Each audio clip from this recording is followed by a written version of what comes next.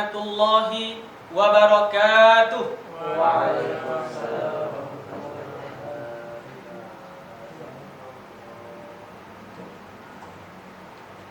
Alhamdulillah nahmaduhu wa nasta'inuhu wa nastaghfiruhu wa na'udzu billahi min syururi anfusina wa min sayyiati a'malina. Man yahdihillahu fala mudhillalah wa man yudlil fala hadiyalah. Asyhadu an la ilaha illallah wa asyhadu anna Muhammadan abduhu wa rasuluh. Allahumma salli wa sallim ala sayyidina Muhammadin wa ala alihi wa ashabihi wa man tabi'ahum bi ihsanin ila yaumiddin. Amma ba'du, fa ya ibadallah, usikum wa iyyakum bi taqwallahi faqad fazal muttaqun. Qala Allah Ta'ala fil Qur'anil Karim, a'udzu billahi minasy syaithanir rajim. Bismillahirrahmanirrahim. Ya ayyuhalladzina amanu taqullaha haqqa tuqatih wa la tamutunna illa wa antum muslimun. Sidang Jamaah Jumat Maskanul Hufaz rahimakumullah.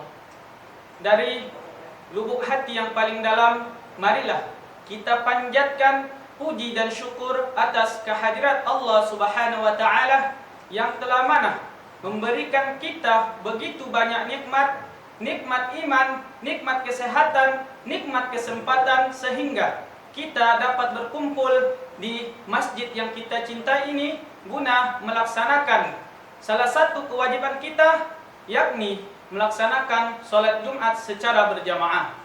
Sholawat berangkaikan salam marilah kita hadiahkan kepada Nabi besar Muhammad sallallahu alaihi wasallam.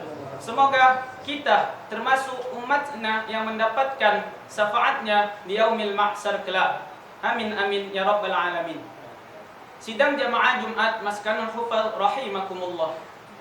Pada kesempatan salat Jumat yang berbahagia ini, khatib ingin berwasiat terkhususnya kepada diri khatib pribadi dan umumnya kepada jamaah sekalian untuk senantiasa meningkatkan kualitas ketakwaan kita kepada Allah, yakni menjalankan segala perintahnya dan menjauhi segala larangannya.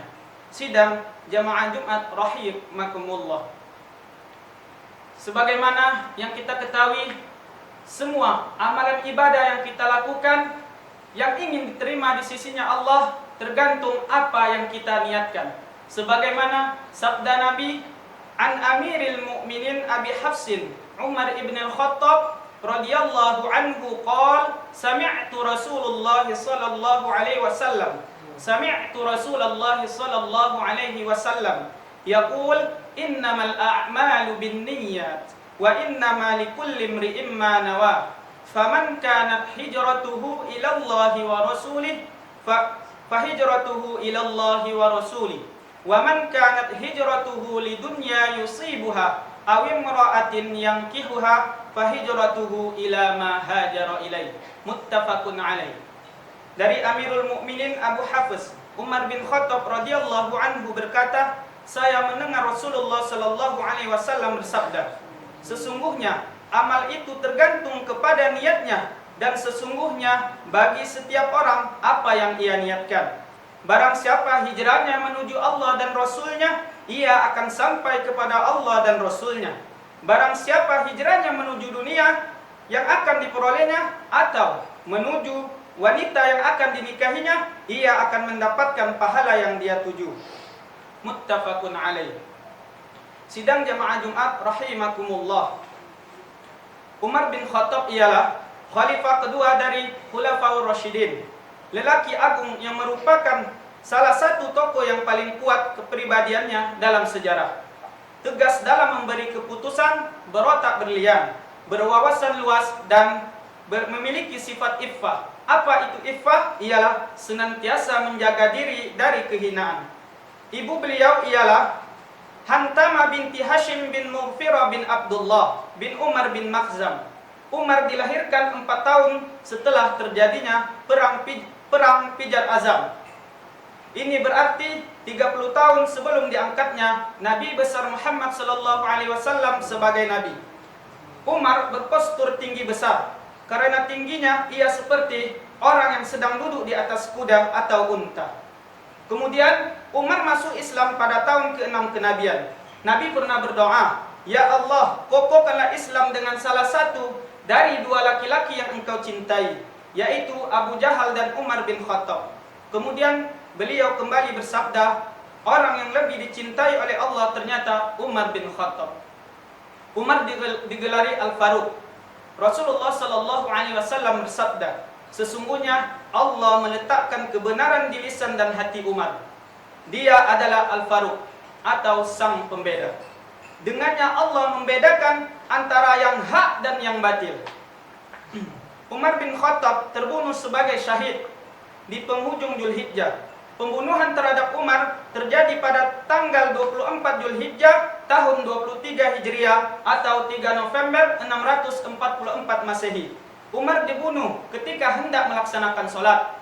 Dibunuh oleh Abu Lu'lu'a Fairuz, budak Mughirah bin Syu'bah.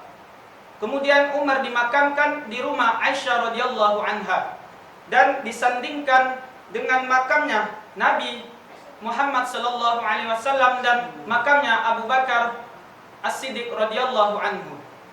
Sidang jamaah Jumat rahimakumullah. Kembali kita ke hadis yang khatib bacakan tadi. Apa kedudukan hadis ini? Hadis ini termasuk hadis yang penting yang merupakan pusat peredaran agama Islam. Ia merupakan pokok dalam agama dan kepadanya lah bermuara seluruh hukum syariat. Hal ini akan menjadi jelas dengan ucapan para ulama. Abu Dawud berkata, hadis ini atau sesungguhnya amal tergantung kepada niat ialah setengahnya Islam. Karena agama itu terbagi kepada yang tampak yaitu amal dan yang batin yaitu niat.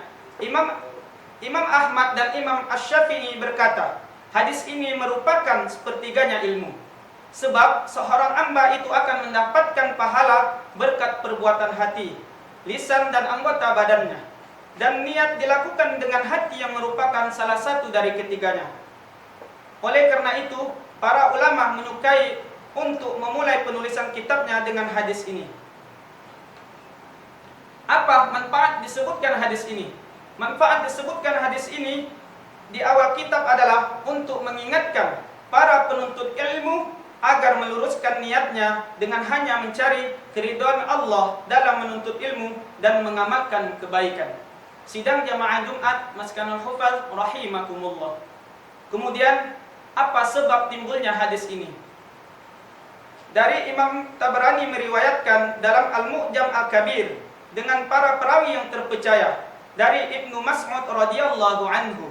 Ia berkata, di antara kami ada seorang laki-laki yang meminang seorang perempuan yang bernama Ummu Qais, tetapi dia menolak untuk dinikahi hingga berhijrah. Maka dia berhijrah dan menikahinya, maka kami menamainya Muhajir Ummu Qais atau orang berhijrah demi Ummu Qais. Sidang jamaah Jumat rahimakumullah. Kemudian segala amalan yang kita lakukan tentunya akan diterima di sisi Allah dengan apa yang kita niatkan.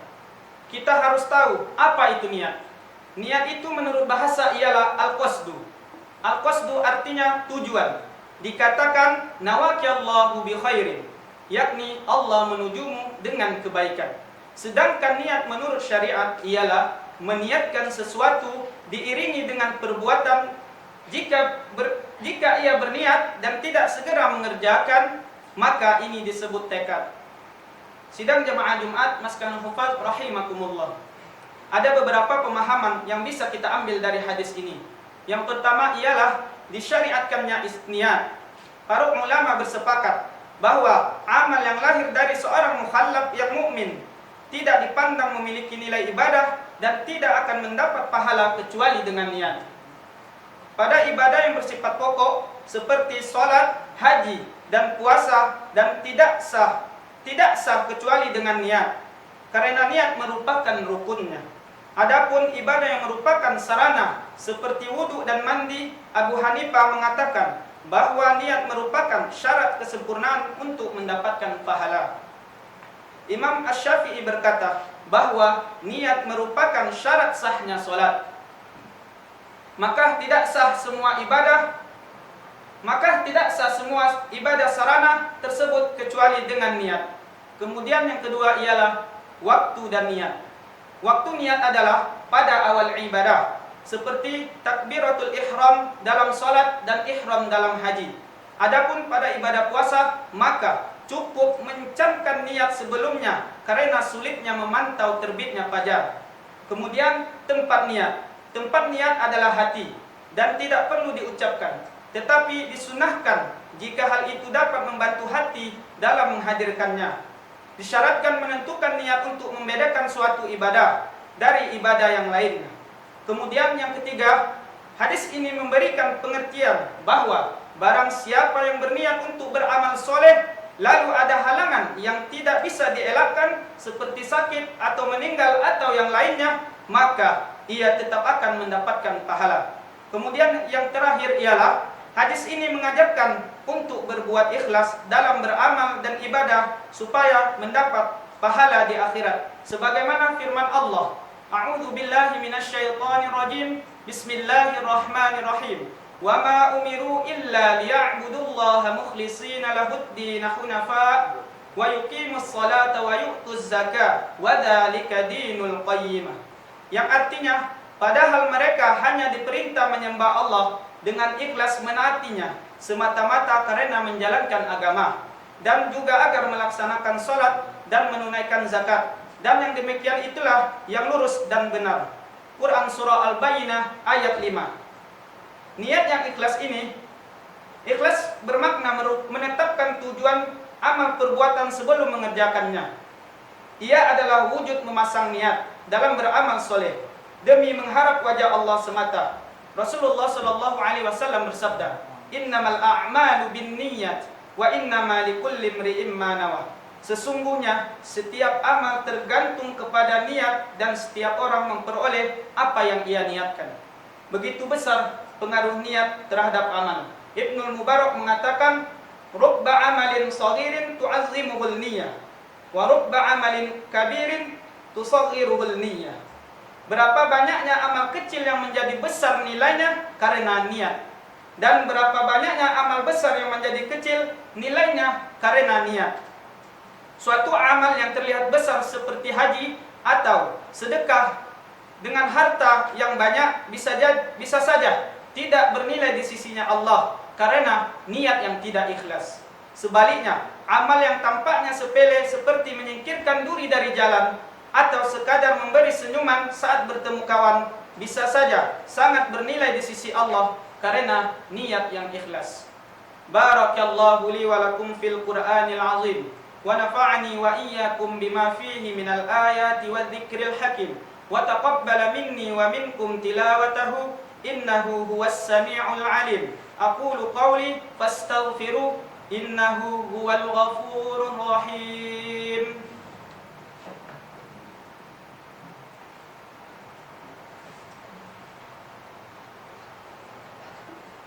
Alhamdulillahi Rabbil Alamin wa bihi nasta'in ala umurid dunya waddin. Nashhadu an la ilaha illallah wahdahu la syarika lah wa nashhadu anna sayyidana Muhammadan abduhu wa rasuluh. Allahumma salli ala sayyidina Muhammad wa ala alihi wa sahbihi wa sallim ajma'in. Amma ba'du. Sidang jamaah Jumat Maskanul Hufadz rahimakumullah. Sudah selayaknya kita seorang muslim memperhatikan niat bagi setiap amal perbuatan sehari-hari. Hendaknya kita memasang niat yang baik sebisa mungkin, sehingga semua aktivitas yang kita lakukan menjadi catatan pahala bagi kita. Demikian seterusnya. Dengan niat yang soleh ini, niscaya aktivitas seorang yang hukum asalnya mubah bisa bernilai ibadah di sisi Allah. Apalagi amal-amal yang hukum asalnya sunnah dan wajib.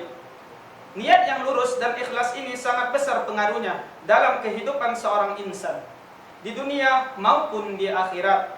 Keberkahan akan senantiasa menyertai langkah seseorang yang memiliki niat demikian.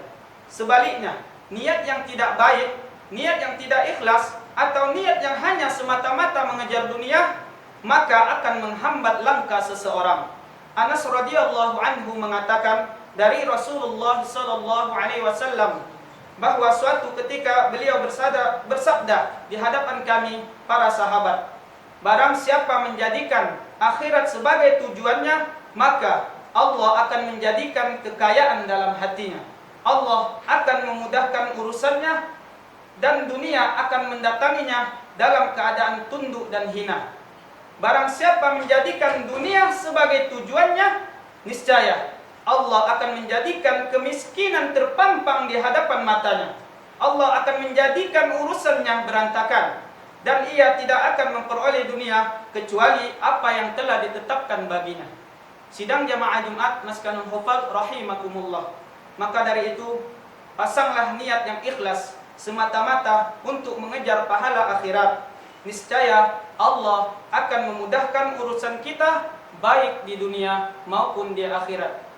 Demikianlah khutbah yang singkat ini, semoga bermanfaat khususnya untuk diri khatib pribadi dan umumnya kepada jamaah sekalian. Innallaha wa malaikatahu yusalluna 'alan nabi ya ayyuhalladzina amanu sallu 'alaihi wa sallimu taslima. Allahumma salli 'ala sayyidina Muhammadin wa 'ala ali sayyidina Muhammad kama sallaita 'ala sayyidina Ibrahim 'ala ali sayyidina Ibrahim wa barik 'ala sayyidina Muhammad wa 'ala ali sayyidina Muhammad kama barakta 'ala sayyidina Ibrahim wa 'ala ali sayyidina Ibrahim fil 'alamin innaka Hamidum Majid. Wa radallahumma 'anil khulafa'ir rasyidin Abi Bakrin wa Umar wa Utsman wa Ali wa an baqiyatis sahabati wat tabi'in wa tabi'it tabi'in lahum bi ihsanin ila yaumiddin wa radha 'anna ma'ahum bi rahmatika ya arhamar rahimin.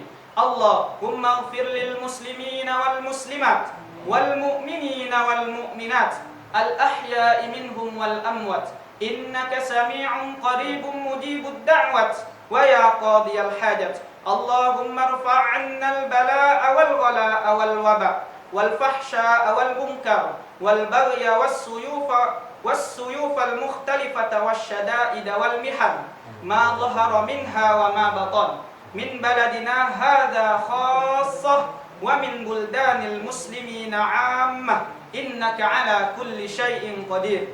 Rabbana atina fid dunya hasanah wa fil akhirati hasanah wa qina adzaban nar walhamdulillahi rabbil alamin.